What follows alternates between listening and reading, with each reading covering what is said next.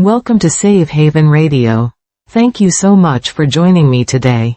I truly appreciate you taking time from your busy life to explore this important topic with me. Today, we're going to talk about something that many of you have been asking about: how to live life with more ease, less struggle, and greater peace of mind. I know that many of you wake up each morning feeling like everything is just so hard. You might feel like you're constantly swimming against the current, pushing yourself to the limit, yet still feeling like you're falling behind. Please know that you're not alone in feeling this way, and more importantly, there's compelling scientific evidence showing that life doesn't have to be this difficult. What I'm going to share with you today isn't just another self-help theory or motivational speech. It's based on groundbreaking research from 2024 that's revolutionizing our understanding of how to live well without burning ourselves out. Before we continue, I want to be clear that while the strategies we'll discuss are scientifically supported, they're not a replacement for professional mental health care. If you're experiencing significant distress, please do consider reaching out to a mental health professional who can provide personalized support. Now, let's explore together how the latest science is showing us that the path to a better life might actually be easier than we've been led to believe. Many of us have grown up with the message that we need to work harder, push ourselves more, and constantly fight our impulses to succeed. But what if I told you that the most recent research suggests the opposite might be true? Take your time as we go through this material. There's no rush, no pressure to implement everything at once. Simply being here and listening is already a positive step forward. Let me share with you some truly fascinating scientific evidence that's emerged just this year. A groundbreaking study published in October 2024 by a major research institution examined how people actually achieve self-control in their daily lives. The researchers studied thousands of participants and made a remarkable discovery. They found that people with the highest levels of self-control weren't the ones who were constantly fighting their impulses through sheer willpower. Instead, these successful individuals had developed two key strategies that made self-control feel effortless. The first strategy involves something called automatization of behaviors. This means turning positive actions into habits that happen automatically, without requiring conscious effort or decision-making. The second strategy involves anticipatory planning, essentially setting up your life in ways that prevent difficult situations from arising in the first place. The research showed that these approaches were far more effective than the traditional, just try harder, mentality that so many of us have internalized. Another comprehensive analysis from 2024 looked at something called acceptance and commitment therapy, or ACT for short. This study analyzed data from 25 randomized controlled trials involving over 2,300 participants. The results were striking. ACT showed an effect size of 0.57, which in scientific terms is considered a medium to large effect. To put this in perspective, this approach was 82% more effective than being on a waiting list for treatment, and 64% more effective than treatment as usual. What makes ACT so powerful is its focus on psychological flexibility, the ability to adapt to life's challenges without forcing or fighting against our experiences. Current research is also revealing fascinating insights about emotion regulation. A research team analyzing multiple studies found that people who try to control their emotions through suppression and forced positivity actually experience more anxiety and depression than those who use gentler, acceptance-based strategies. The researchers discovered that when we work overtime trying to control our emotions, we paradoxically create more emotional distress.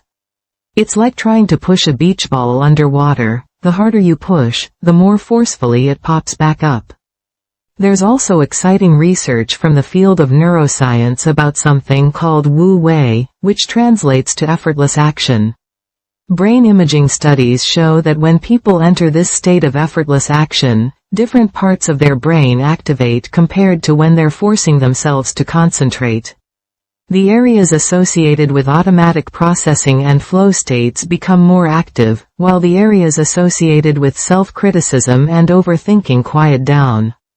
Athletes who practiced this non-striving mindset showed significant improvements in their performance compared to those using traditional mental toughness approaches. Perhaps one of the most surprising findings comes from nutritional psychiatry. A major analysis in 2024 found that simple dietary changes, like adding omega-3 fatty acids to your diet, can reduce aggressive feelings by up to 30% and significantly improve mood regulation. What's remarkable about this is that it requires no mental effort at all. Simply changing what you eat can create psychological ease naturally. I share all of this research not to overwhelm you with data, but to help you understand that there's solid scientific backing for the idea that life can be easier than you might think. Now let's talk about practical methods you can start using today. Remember, you don't need to implement all of these at once. Choose what resonates with you and start small. The beauty of these approaches is that they're designed to require minimal effort while creating maximum impact. The first method I want to share is called the 2-minute habit installation protocol. This comes from research on behavior change and neuroplasticity. Here's how it works. Choose one positive behavior you'd like to make automatic. It could be taking a few deep breaths, writing in a gratitude journal, or doing a simple stretch. The key is to practice this behavior for exactly 2 minutes at the same time and in the same place every day. Research shows that this minimal approach creates neural pathways in your brain that make the behavior feel effortless within about 3 weeks. The reason 2 minutes works so well is that it's small enough not to trigger resistance, but consistent enough to create lasting change. The second technique comes from acceptance and commitment therapy, and it's called the stop technique.